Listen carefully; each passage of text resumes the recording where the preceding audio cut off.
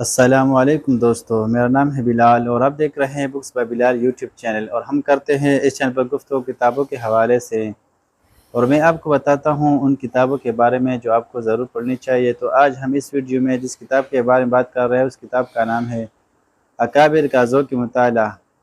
یہ کتاب مطالعے کی اہمیت پر لکھی گئی ہے اور اس کے مؤلف کا نام مفتی فدا محمد صاحب ہے، اور اس کتاب کو مکتبہ عمر فاروق نے شائع کیا ہے اور اس کے کل صفحات 190 ہیں۔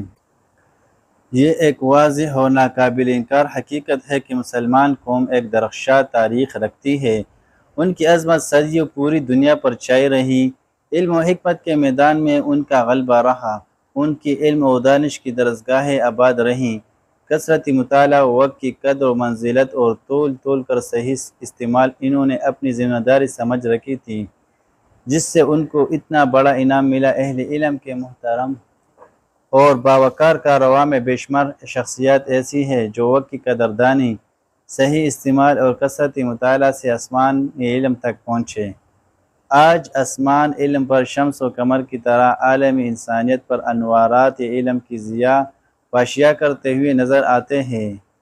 یہ نور برابر روشنی پہنچاتا رہتا ہے، چنانچہ بے شمار اہل علم و حکمت حضرات کے نفوس ہمارے درمیان اگرچہ موجود نہیں، مگر ان کے علوم ہمارے درمیان موجود ہیں۔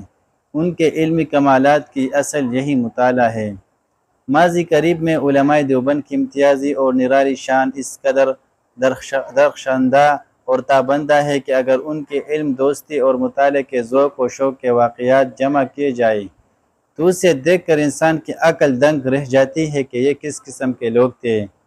ہر ایک خود ایک انجمن تھا، حالات سے متاثر ہوئے بغیر اپنے مطالعہ اور کام میں لگے رہیں۔